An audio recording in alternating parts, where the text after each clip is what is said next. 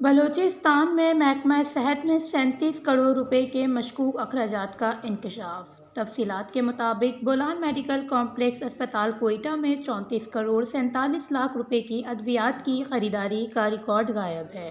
اتنی بڑی رقم کی ادویات کی خریداری مالی سال 2020-21 میں کی گئی تھی۔ محکمہ خزانہ کے ذرائع کے مطابق دسمبر 2022 کو محکمہ صحت کی جانب سے بتایا گیا کہ ریکارڈ سابق کیشر کی تحویل میں ہے۔ محکمہ صحت کے آڈٹ پر رپورٹ کی تیاری تک ادویات کی خریداری کا ریکارڈ پیش نہیں کیا جا سکا۔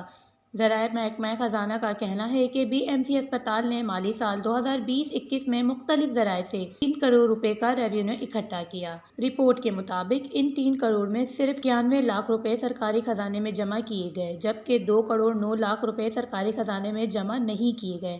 محکمہ خزانہ کا کہنا ہے کہ شبہ ہے کہ سرکاری خزانے میں جمع نہ ہونے والی رقم خود برد کا شکار ہوئی۔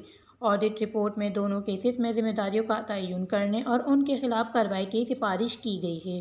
وش نیوز کوئٹہ، بلوچستان۔